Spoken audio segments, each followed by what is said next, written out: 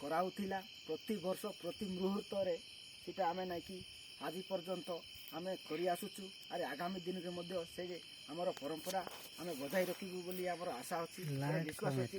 କିନ୍ତୁ ସେ ଜାଗାରେ ଆମର ଯେଉଁଟା ମାଟି ଦେବତାର ପୂଜା ହେଉଛି ଆମର ବର୍ଷକୁ ଥରେ, ସେ ଜାଗାରେ ଆମର ବୀଜ ଯେଉଁ ଜମିରେ ନୟନ ସିଷ୍ଟମ୍ରେ ଆମର କରାଯାଉଛି ସେ ପର୍ବଟା।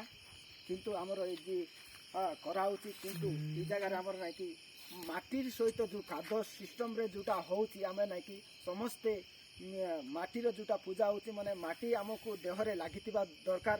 ତାହେଲେ ଆମର ନାଇକି ଗଣ୍ଡମାନଙ୍କର ନୀତି ନିୟମ ଯେଉଁଟା ଆମ ଆଗାମୀ ଦିନକେ ଜାରି ରହିବ। କିନ୍ତୁ ସେଟା ପୂର୍ବରୁ ମଧ୍ୟ ଥିଲା, ଏବେ ମଧ୍ୟ ସେଟା ଜାରି ରହିଛି। କିନ୍ତୁ ଆଗାମୀ ଦିନକୁ ମଧ୍ୟ ସେଟା ଆମର ସମାଜ ତରଫରୁ ଆମର ଯେଉଁ ପରମ୍ପରା ବଜାୟ ରଖିବାକୁ ଆମେ ଜାରି ରଖିଛୁ।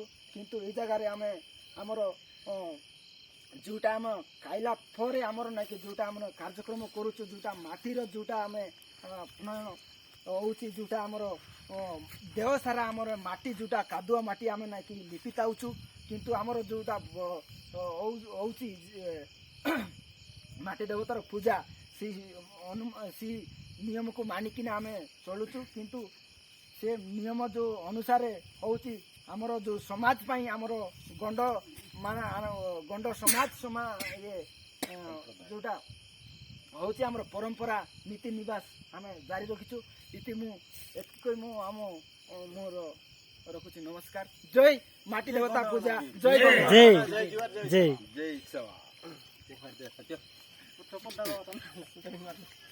দাদা তুই নাই কই তুই না